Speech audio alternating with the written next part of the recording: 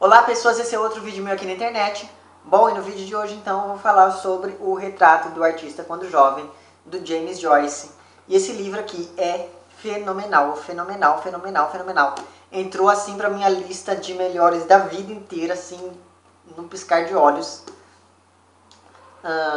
E enfim, eu vou tentar ser um pouco imparcial nesse meu vídeo, mas eu acho que não vai ser possível, assim. Eu tô tentando arrumar palavras, mas as palavras estão até me fugindo. Enfim, esse daqui foi o primeiro romance então publicado pelo James Joyce. Ele foi publicado, se não me engano, em 1916. E nesse livro aqui a gente vai acompanhar o desenvolvimento físico, psicológico, linguístico e principalmente ideológico do Stephen Dedalus, que no caso eu vou chamar só de Dedalus, porque eu acho um nome mais legal do que Stephen para falar. Enfim, e nesse sentido de ser uma coisa que os críticos chamam de romance de formação, o James Joyce provavelmente deve ter se inspirado nesse livro do Goethe chamado Os Anos de Aprendizado de Wilhelm Meister. Eu nem lembrava muito bem desse livro aqui, mas conforme eu fui lendo aquela história, eu lembrei um pouco vagamente da história desse livro aqui. Enfim, e daí eu me lembrei que esse livro foi o livro de estreia dessa leva aí de romances de formação que nós tivemos na nossa literatura mundial. Bons exemplos são o próprio Retrato do Artista Quando Jovem. Outro exemplo é o Siddhartha, do Hermann Hesse, e o Perto do Coração Selvagem, da Clarice Lispector, entre tantos outros que temos aí. Enfim, aqui nesse livro então nós estamos acompanhando esse desenvolvimento do Dédalus, e esse desenvolvimento a gente vai ver desde a infância até o início da vida adulta. E a maneira como o Joyce coloca esse passar do tempo aqui no livro, ele faz isso não só através dos fatos, mas principalmente através da linguagem que o personagem usa, ou seja, a linguagem que o Dédalus usa vai amadurecendo conforme a narrativa vai passando, e além disso ele vai introduzindo o fluxo de consciência, e conforme o personagem vai envelhecendo, esse fluxo de consciência vai ficando cada vez mais presente. E tem momentos assim que o narrador ele se entranha mesmo assim com o personagem, você tem que parar um pouco para saber quem é quem ali. Bom, enfim, os próprios fatos da vida do Dédalus, eles tecem ali uma espécie de, digamos assim, de labirinto, onde muitas vezes ele se encontra em um lugar em que ele não sabe o que fazer, ele não sabe para onde ir, ele se encontra em situações em que ele não sabe como agir ali, se ele deve ficar parado, se ele deve ir para a esquerda, se ele deve ir para a direita, enfim. Isso, e o nome dele, Dédalus, né, me lembrou do mito romano, lá grego, enfim, não me lembro mais. Aquele mito do Dédalo, que é um cara que ele faz uma asa de cera para escapar do labirinto em que o rei Minos havia colocado ele e o filho. Só que o filho dele vai muito perto do sol, o filho dele se chamava Ícaro, e a cera derrete, o filho dele cai, mas ele vai para fora do labirinto. Enfim, por que eu estou falando isso? Porque é mais ou menos isso que vai acontecer aqui neste livro. Não que ele está preso dentro de um labirinto, literalmente. É uma metáfora que eu arranjei aqui para tentar mostrar o quê? Que conforme a gente vai acompanhando a narrativa, a gente vai vendo que... como eu posso dizer isso? Que o artista nasce para sair daquele labirinto em que ele estava e rumar a arte, assim, e ir rumo à arte, que é o que acontece aqui. Mas enfim, o Dédalus então sempre foi uma criança um pouco diferente das outras, e a criança criada pelo Joyce me lembrou muito a Joana do Perto do Coração Selvagem. Foi por isso que eu falei que eu lembrei muito da semelhança entre esses dois romances. Por quê? porque tanto um quanto o outro são crianças que gostam de questionar o papel das coisas no mundo. Elas gostam de questionar como é que o mundo funciona ao redor delas. No caso do Dédalus aqui, do James Joyce, isso não é bem aceito pelas outras crianças e sempre há ali uma certa implicância com ele. E essa implicância tem um momento, assim, logo no início do romance, em que os amiguinhos dele, amiguinhos entre aspas, pegam ele e jogam num tanque de água. E daí ele fica gripado, só que para você ver como ele não era uma criança muito certa da cabeça. Ele começa a planejar a própria morte porque ele está gripado. Ele fala, bom, estou doente, eu acho que eu estou morrendo, então eu vou já pensar aqui nos detalhes da minha missa e do meu funeral e tal. Sim, eu esqueci de comentar que o Dédalus ele frequentou um colégio de jesuítas até o momento então em que a família dele falha. A família dele tinha algum dinheiro, só que ela perde tudo. Então ele sai desse colégio e começa ali a ir para vários lugares da Irlanda. Então no primeiro capítulo do romance a gente vai acompanhar essa infância do Dédalus nessa escola, essa infância como sendo uma criança um pouco solitária, uma criança frágil e principalmente uma criança questionadora. Ele gosta de pensar nas coisas do mundo, ele gosta de pensar o mundo. Como diria um poeta que eu não vou me lembrar agora o nome. Mas enfim. E essa coisa toda dele pensar o mundo me lembrou muito o Perto do Coração Selvagem. Bom, nesse primeiro capítulo então nós temos essa infância do Dédalus. No segundo capítulo, que começa então com ele saindo desse colégio de jesuítas e migrando por toda a Irlanda, a gente vai acompanhar o início da adolescência dele e a descoberta do amor, porque assim, no segundo capítulo é que ele começa a olhar para uma mocinha e tem toda aquela coisa ali daquela paquera e tal.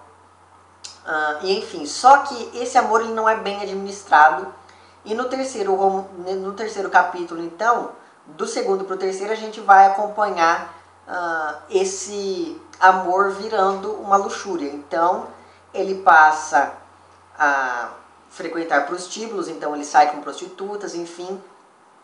Só que a família dele tem um momento que consegue dinheiro de volta, então ele volta para a escola religiosa. E o terceiro capítulo para mim é o melhor capítulo do romance inteiro, e é um dos melhores capítulos de livro que eu já li na minha vida. Por quê? O Dédalus então ele volta para a escola religiosa e aí ele vai aprender o que é pecado e, em consequência do pecado, ele vai aprender que quando você peca e não se arrepende, você vai para o inferno. Enfim, e nesse momento então ele vai para um determinado retiro lá na escola. E nesse retiro o padre começa a descrever o inferno segundo alguns teólogos famosos. E a imagem que o padre faz do inferno é uma imagem assim, horrível.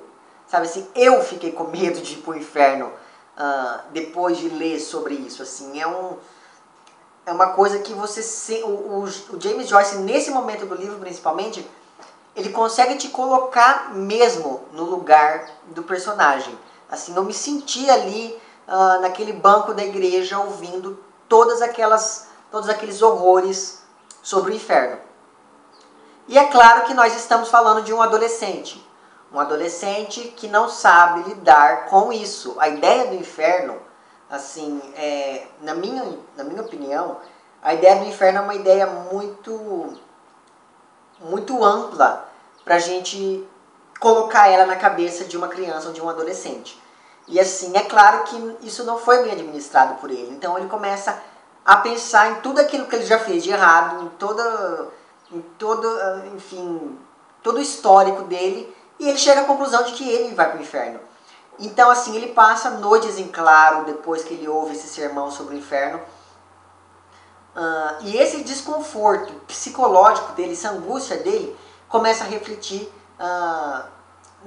no físico dele mesmo. Então ele começa a passar mal, tem noites que ele levanta com ânsia de vômito, de tanto pensar de como vai ser o cheiro do inferno, de como vai ser o calor do inferno, enfim. E é uma coisa terrível e mostra como a religião pode ser uma coisa nociva quando ela não é bem administrada, vamos colocar nesses termos assim. Eu não encontro um termo melhor do que esse. Mas enfim, mostra o quão difícil é você falar de uma coisa que vai decidir tanto da vida de uma pessoa, não é? Então, a partir desse momento em que o Dédalus começa, que ele se defronta com essa imagem do inferno, que ele se coloca ali já como uma alma que vai penar naquele lugar, ele abre mão de todos os prazeres que ele tinha. Então ele começa a ver o amor como um sentimento, o amor por uma moça como um sentimento asqueroso. Ele começa a enxergar o próprio corpo como uma coisa nociva para ele mesmo. Ele começa a enxergar o sexo como uma coisa imunda, como uma coisa que não é pura. E, enfim, ele muda tão radicalmente, até a relação dele com a família muda de tal maneira que o diretor da escola chega para ele e fala assim: então, a gente estava observando você, viu que você está indo no caminho certo, no caminho de Deus, então a gente resolveu que você deveria ser padre. E ele, de fato, ele começa a pensar mesmo em seguir o sacerdócio, porque para ele, seguindo o sacerdócio é uma maneira dele garantir que ele não vai para o inferno. Sabe assim? Então ele está fazendo uma coisa que ele não quer, ele abriu mão de tudo que ele queria, não porque ele quer ir para o céu, mas porque ele não quer ir para o inferno. Sabe, vocês estão entendendo a diferença que existe entre uma coisa e outra? Mas enfim, eu não vou falar de religião aqui não, porque senão vou perder os inscritos que eu tenho. Bom, enfim. Então, no primeiro capítulo nós nos deparamos com essa criança que desde o início quer descobrir o funcionamento do mundo. Não é? No segundo capítulo a gente acompanha essa criança passando para a idade da adolescência e então ela se inserindo no mundo mesmo. No terceiro capítulo a gente começa a observar esse personagem se distanciando novamente porque ele acha que o mundo não é um lugar bom para se estar, porque o mundo vai levá-lo para o inferno. E no quarto capítulo a gente vai observar o quê? Uma espécie de redenção, vamos colocar nesses termos, desse personagem. Então ele vai começar a agir de uma maneira boa para ele poder garantir o lugarzinho dele no céu. Só que, assim, o pai do Dédalus, ele tinha uma visão muito complicada acerca da igreja, sobre o papel da igreja na individualidade de cada um e do papel da igreja na sociedade da Irlanda, porque a Irlanda sempre viveu em conflito ali religioso entre a Irlanda do Sul e a Irlanda do Norte, e uma coisa toda que, enfim. Então, por essa visão do pai dele, até com a família, ele começa a ter alguns atritos ali, até que acontece uma coisa maravilhosa na vida dele, que é ele conhecer a arte. Então, a partir do momento em que ele começa ali a se envolver no meio acadêmico, que ele vai para a faculdade, que ele começa a entender um pouco do conceito da estética, do conceito da arte, ele percebe que o lugar dele não é no sacerdócio. Ele percebe que o lugar dele é justamente nesse fazer artístico. Então perceba que, como eu disse para vocês no começo do vídeo, fazendo um paralelo entre o mito de Dédalo e a história do Dédalus, a gente percebe que o quê? Que durante toda a narrativa vão se criando situações que vão colocar o Dédalus em um impasse sobre para onde ir, para onde eu devo me dirigir. Eu devo ficar do lado do meu pai, eu devo ir para a igreja, eu devo renunciar aos prazeres do corpo, eu devo continuar com os prazeres do corpo, enfim. E isso vai até o quarto capítulo. No quinto capítulo, que é o último, que vai encerrar o livro, a gente vai acompanhar então ele levantando o voo, que é ele abraçando então o destino dele, que era o fazer artístico. Então assim, uma das mensagens principais desse livro é que a arte é uma das únicas formas de se libertar. Quando ele conhece a arte, ele se acha pronto para seguir em frente com a própria vida e deixar ali se libertar mesmo do labirinto que foi criado pela família, pela religião, pela escola, enfim. E é um momento lindo quando ele começa a perceber tudo isso, que é esse o momento em que a Clarice usa como epígrafe do livro dela, que ele estava sozinho, próximo ao selvagem coração da vida. Então, é bem isso mesmo dele se perceber como um ser individual no mundo. E ele tendo consciência dessa individualidade dele, ele consegue abrir asas, vamos pôr assim nessas palavras, e sair de todo aquele conflito que ele vivia, tanto com ele quanto com o mundo. E, enfim, esse conflito com o mundo me lembrou muito o Álvaro de Campos, do Fernando Pessoa. Não é? Porque o Álvaro de Campos, que é um heterônimo, talvez o heterônimo mais moderno do Fernando Pessoa, ele tinha mesmo essa visão de que qual é o papel do homem no mundo, não é? E aqui o James Joyce diz que o papel do homem no mundo é fazer a arte, não é? Eu pretendo um dia fazer um vídeo sobre o Fernando Pessoa e falar um pouquinho mais dessa coisa toda do Álvaro de Campos, principalmente no poema da tabacaria lá. Mas enfim, isso vai ficar mais pra frente. Bom, o que eu quero dizer fazendo esse paralelo agora com o Fernando Pessoa é que enquanto o livro moderno, né, porque esse livro é de 1916, ou seja, ali no comecinho, na primeira geração do modernismo inglês, esse livro aqui talvez seja assim, um dos primeiros e um dos fundadores mesmo do movimento, porque vai tratar um dos principais focos temáticos do modernismo era justamente a relação do homem com a sociedade industrial. Qual é o papel que o homem pode ter em uma sociedade que está cada vez mais moderna, não é? Então acho que assim, esse livro aqui, talvez, não sei, isso demandaria uma pesquisa maior, mas eu acredito que esse livro pode ter sido aí um dos fundadores desse movimento e mesmo que não foi, ele vale muito a pena ser lido. Enfim, eu já tinha gravado esse vídeo antes, mas eu achei que eu tinha sido muito emotivo e eu gosto de ser assim, emotivo, só que eu gosto de ser mais objetivo também do que eu falo.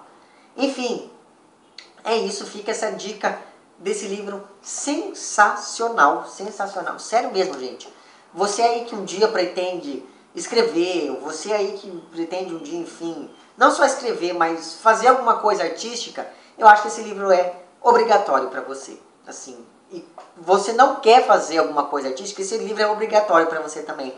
Porque eu tenho certeza que não tem uma pessoa no mundo que leia esse livro e saia do mesmo jeito depois da leitura. Sabe assim, é um livro muito bom mesmo, assim. E é isso, eu não vou falar mais nada porque o que eu falar a partir de agora vai ser spoiler, enfim. Mas se você gostou desse vídeo, não se esqueça de dar um joinha, de compartilhar pelas redes sociais. Caso você não tenha gostado, não se esqueça de dizer lá embaixo porque você não gostou. Se você está inscrito no meu canal, muito obrigado pela sua inscrição. E se você não está inscrito, não se esqueça de se inscrever em algum lugar aqui embaixo, em algum lugar aqui, que você sabe muito bem onde é. É isso então. Um abraço para vocês todos. Até o próximo vídeo. Tchau.